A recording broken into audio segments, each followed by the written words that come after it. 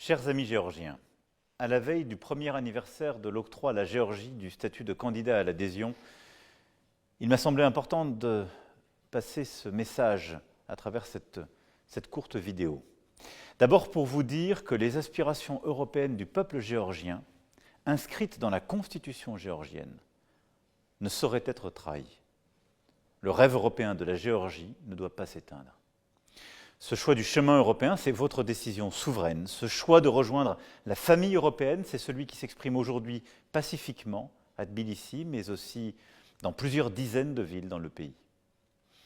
En octroyant à la Géorgie le statut de candidat à l'adhésion, le Conseil européen a apporté une réponse positive à cette aspiration. Ce choix implique un certain nombre d'obligations et d'engagements qui doivent être tenus dans la durée.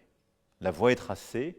La Géorgie peut travailler maintenant main dans la main avec les 27 États membres de l'Union européenne, en confiance, afin de construire cet avenir européen ou attendre et différer. Mais attendre quoi et pourquoi?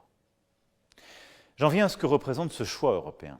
L'Union européenne n'impose pas. L'Europe, elle propose en traçant la voie d'un partenariat d'égal à égal pour une prospérité, des valeurs partagées. L'Europe n'intimide pas, elle ne pratique pas la menace. L'Europe ne cherche pas à semer le chaos, l'Europe ne cherche pas à déstabiliser ou à soumettre ses voisins par la guerre ou par des moyens hybrides, elle ne cherche pas à semer la division ou la confusion entre ses citoyens. L'Union européenne respecte la volonté souveraine des peuples, l'histoire et l'identité des nations, comme celle millénaire du peuple géorgien. L'Union européenne ne dicte pas ce qu'est l'intérêt national, elle respecte l'intégrité territoriale, en particulier celle de la Géorgie. Ce n'est pas l'Union européenne qui soutient les sécessionnistes dans votre pays. L'Union européenne porte un projet de paix qui est au cœur de la construction européenne depuis ses débuts. Et ce n'est pas l'Union européenne qui a lancé une guerre d'agression contre un État souverain.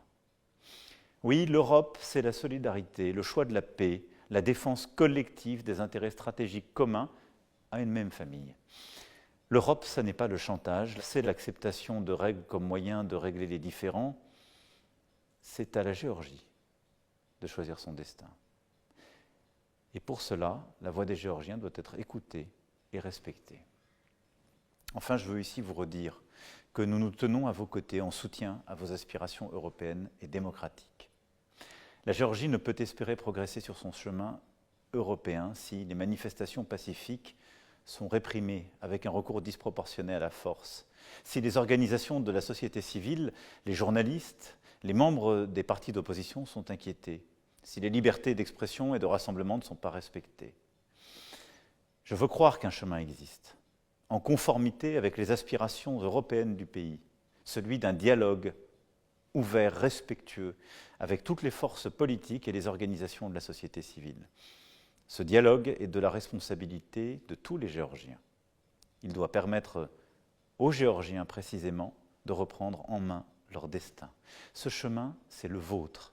C'est pourquoi j'ai une grande confiance dans le peuple géorgien et j'ai une grande confiance dans tous ceux qui tiennent à ce chemin européen respectueux et ne veulent rien céder aux intimidations, à la propagande, aux attaques cyber, à la manipulation de l'information. Vive l'amitié entre la Géorgie et la France et vive l'Europe.